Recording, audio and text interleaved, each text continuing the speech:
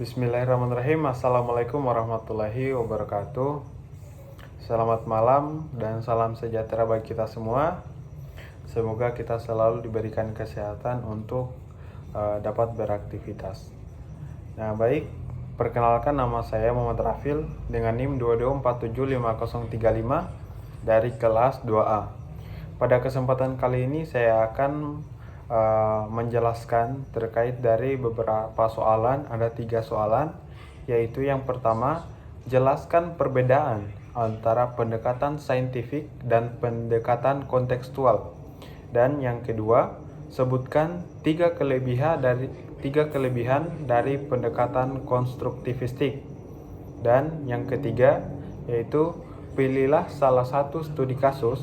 Selanjutnya, amati salah satu proses pembelajaran di kelas dan identifikasi pendekatan pembelajaran yang digunakan. Kemudian analisis efektivitas pendekatan tersebut berdasarkan teori yang sudah dipelajari. Baik, kita masuk pada pembahasan pertama atau soalan pertama, yaitu jelaskan perbedaan antara pendekatan saintifik dan pendekatan kontekstual. Nah, baik, dari segi penjelasan, yang pertama yaitu pendekatan saintifik. Nah, pendekatan saintifik ini atau scientific approach adalah pendekatan pembelajaran yang menekankan pada proses ilmiah, yaitu seperti mengamati, menanya, mencoba, menalar, dan mengomunikasikan. Nah, tujuannya adalah agar peserta didik memperoleh pengetahuan melalui proses yang mirip dengan metode ilmiah. Nah, kemudian sedangkan pendekatan kontekstual yaitu pendekatan kontekstual atau contextual teaching and learning atau disingkat CTL. Nah, adalah pendekatan yang mengaitkan materi pembelajaran dengan konteks kehidupan nyata siswa. Seperti pembelajaran berpusat pada pemahaman konsep melalui pengalaman langsung dan keterkaitan dengan lingkungan, sosial, budaya, dan ekonomi. Nah, jadi itulah dia dari segi penjelasan. Nah, kemudian di sini ada jika kita ingin melihat dari tujuan utamanya, yang dimana saintifik ini lebih pada mengembangkan keterampilan berpikir ilmiah dan pemahaman konseptual secara sistematis. Sedangkan pada kontekstual yaitu dia lebih pada membantu siswa memahami makna materi pembelajaran dengan mengaitkannya pada pengalaman nyata dan kehidupan sehari-hari. Ya, jadi itulah dia dari kalau kita ingin melihat dari tujuan utamanya. Nah, kemudian kalau kita melihat dari proses atau tingkah lakunya, kalau kita ingin melihat dari proses pembelajarannya, yang dimana pendekatan saintifik itu lebih yang pertama mengamati. Nah, mengamati ini seperti apa? Yang dimana mengamati ini seperti kita memperhatikan terkait dari bagaimana penjelasan pada proses pembelajaran tersebut. Nah, kemudian yang kedua yaitu menanya. Nah, menanya ini lebih pada bagaimana rasa ingin tahu seorang siswa terhadap suatu materi yang belum dia ketahui. Nah, jadi siswa tersebut akan bertanya jika ia merasa belum cukup tahu tentang pembahasan tersebut. Nah, kemudian yang ketiga yaitu mencoba atau eksperimen atau eksplorasi. Nah, mencoba ini lebih pada sebuah aktivitas atau sering disebut sebagai praktik. Nah, jadi setelah ia mengetahui terkait dari pembahasan atau teorinya, maka akan melakukan sebuah praktik atau disebut eksperimen atau eksplorasi. Nah, kemudian yang keempat yaitu menalar. Nah, menalar ini seperti mengolah data atau menganalisis. Setelah kita mendapatkan sebuah pembahasan, maka di situ kita akan menalar atau mengolah data tersebut atau menganalisis. Nah, kemudian yang terakhir atau kelima yaitu mengomunikasikan hasil. Nah, maksud dari mengomunikasikan hasil ini bahwa dari hasil yang kita dapatkan dari proses pembelajaran tersebut dapat kita mensosialisasikannya atau membahasnya, entah itu dalam kelas atau di masyarakat. Nah, jadi itulah dia jika kita ingin melihat dari proses atau langkah-langkahnya. Kemudian sedangkan dia pada pendekatan kontekstual. Nah, pada pendekatan kontekstual yaitu yang pertama ada konstruktivisme. Nah, konstruktivisme ini seperti belajar membangun sendiri pengetahuan. Maksudnya di situ belajar membangun sendiri pengetahuan di mana seorang siswa diajarkan untuk mandiri. Nah, di mana ia dapat mencakup atau mengakses beberapa pembahasan yang perlu ia mungkin ingin dapatkan melalui beberapa cara, yaitu bisa kita dapatkan melalui bertanya oleh orang yang ingin kita tanyakan, seperti mungkin seorang guru. Kemudian karena dengan kemajuan teknologi sekarang kita dapat mengakses banyak informasi melalui internet dan juga ada melalui buku-buku yang ada di perpustakaan. Nah, kemudian yang kedua adalah inquiry atau belajar melalui pencarian dan penemuan. Nah, jadi itulah dia tadi yang dari penjelasan sebelumnya, bahwa pada pendekatan kontekstual ini lebih pada untuk memandirikan. Nah, di mana sini belajar melalui pencarian. Jadi melalui pencarian itu kita dapat menganalisis informasi-informasi melalui seperti internet dan juga bisa pada buku-buku untuk menambah pengetahuan kita, dan juga pada penemuan-penemuan.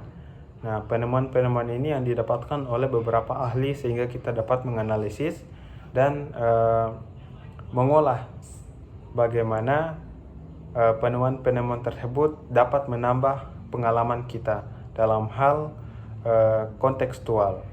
Nah, kemudian ada pemodelan atau contoh nyata.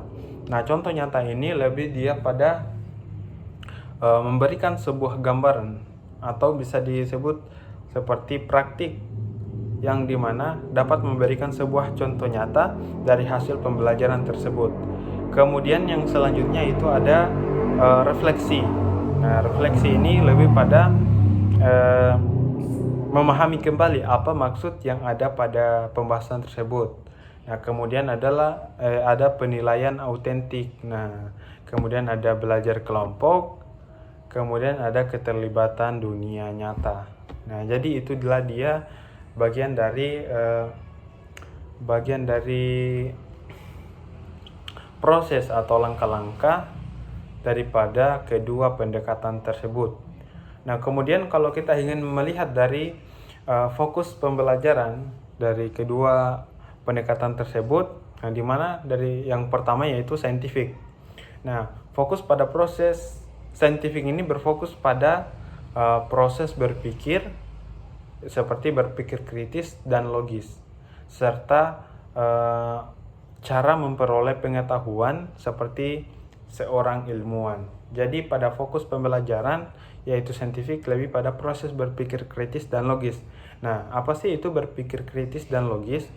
Nah, berpikir kritis ini adalah kita lebih memikirkan apakah hal ini dapat memiliki manfaat untuk kita.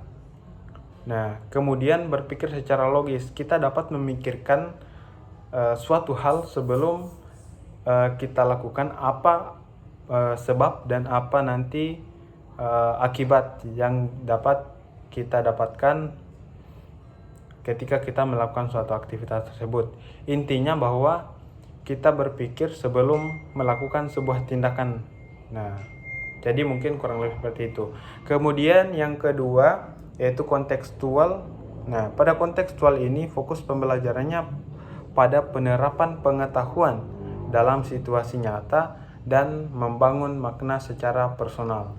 Nah, jadi pada kontekstual ini fokus penerapannya dia itu pada penerapan pengetahuan dan situasi nyata, yang dimana siswa-siswa secara langsung melakukan sebuah aktivitas sesuai pada proses pembelajaran tersebut untuk memberikan sebuah contoh nyata, sehingga mereka mendapatkan sebuah gambaran yang lebih baik dengan melakukan sebuah praktik untuk mendapatkan situasi yang nyata.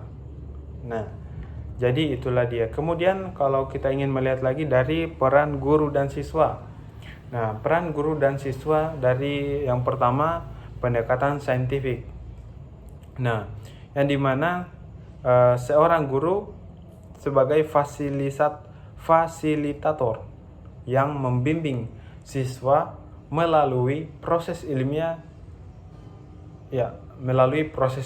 Jadi guru ini sebagai fasilitator yang membimbing siswa melalui proses ilmiah, dan siswa turut aktif dalam berpikir dan mencari tahu.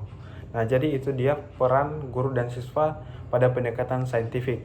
Kemudian pendekatan kontekstual. Nah, pendekatan kontekstual ini yang dimana guru menciptakan lingkungan belajar yang relevan, sedangkan siswa aktif mengaitkan pembelajaran dengan pengalaman hidupnya sendiri. Jadi dia lebih pada ketika guru menciptakan sebuah lingkungan pembelajaran yang lebih relevan, nah yang dimana siswanya lebih aktif untuk mengaitkan pembelajaran tersebut dengan pengalaman hidup nyata mereka. Nah, jadi siswa lebih mandiri untuk lebih mencari tahu bagaimana terkait dari pembelajaran tersebut untuk dikaitkan dengan kehidupan nyata mereka sendiri. Nah, jadi itulah dia pembahasan dari persoalan pertama, yaitu jelaskan tentang perbedaan pendekatan saintifik dan pendekatan kontekstual. Ya. Nah, baik, kita masuk pada persoalan kedua, yaitu jelaskan 3 kelebihan dari pendekatan konstruktivistik. Nah, baik. Nah, dari 3 kelebihan dari pendekatan konstruktivistik, yang pertama yaitu mendorong pemahaman yang mendalam. Nah, yang dimana pendekatan konstruktivistik ini membantu siswa membangun sendiri pengetahuannya berdasarkan pengalaman dan pengetahuannya sebelumnya. Nah, jadi di situ bahwa pendekatan konstruktivistik ini membantu siswa membangun sendiri pengetahuannya berdasarkan pengalaman dan pengetahuannya sebelumnya. Dan ini membuat siswa lebih memahami konsep secara bermakna, bukan sekedar menghafal. Jadi dia mengaitkannya terkait dari pengalaman dan pengetahuannya sebelumnya. Agar lebih memahami konsep secara bermakna, bukan sekedar menghafal saja. Ya, kemudian yang kedua yaitu meningkatkan keterlibatan dan motivasi belajar. Nah, karena siswa aktif mencari, menyusun, dan menyimpulkan informasi. Nah, jadi mereka menjadi lebih terlibat dalam proses pembelajaran. Nah, ini membuat mereka lebih termotivasi dan merasa memiliki kontrol atas pembelajarannya. Jadi dia lebih karena dengan meningkatkan keterlibatan dan motivasi siswa, yang dimana siswa aktif mencari dan menyusun, menyimpulkan informasi, mereka menjadi lebih terlibat dalam proses pembelajaran.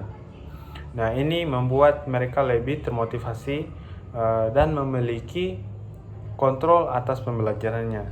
Kemudian yang ketiga yaitu melatih keterampilan berpikir kritis dan kreatif. Nah, konstruktivisme menekankan pada pemecahan masalah dan juga diskusi, refleksi, dan berpikir terbuka. Jadi dia konstruktivisme ini menekankan pada pemecahan masalah, kemudian diskusi dan refleksi, kemudian berpikir terbuka. Yang dimana hal ini bermanfaat untuk mengembangkan kemampuan berpikir kritis, logis, kreatif dan pada siswa tersebut. Nah, jadi dia itu pembahasan dari soal yang kedua. Nah, baik, kita masuk pada yang ketiga, soal ketiga, yang dimana soal ketiga ini adalah pilihlah salah satu studi kasus, selanjutnya amati salah satu proses pembelajaran di kelas dan identifikasi pendekatan pembelajaran digunakan serta analisis efektivitas pendekatan tersebut berdasarkan teori yang sudah dipelajari.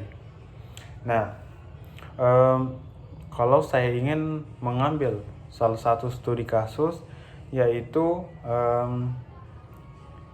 pada mata kuliah AIK 2 untuk dosen kedua, yaitu Pak Andi Ali Musyawir. Nah, kemudian di situ selanjutnya amati salah satu proses pembelajaran di kelas. Nah, untuk proses pembelajaran di kelas untuk pada mata kuliah AIK 2 ini yang diampu oleh Pak Andi Ali Musyawir, yaitu proses pembelajaran dengan melakukan sebuah diskusi secara kelompok. Nah, jadi di mana mahasiswa menganalisis sebuah masalah, kemudian menyusun makalah menjadi sebuah makalah dan mempresentasikannya ke depan kelas dan melakukan sebuah diskusi. Kemudian kita melihat dari soal identifikasi pendekatan pembelajaran yang digunakan. Nah, untuk menurut saya bahwa pendekatan pembelajaran yang digunakan pada mata kuliah AIK 2 ini yang diampu oleh Pak Andi Ali Musyawir, yaitu pendekatan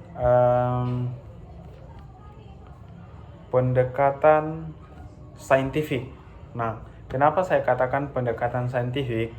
Yang dimana jika kita ingin melihat dari proses atau langkah-langkahnya, yaitu di proses di pendekatan saintifik ini, proses pertama yaitu mengamati.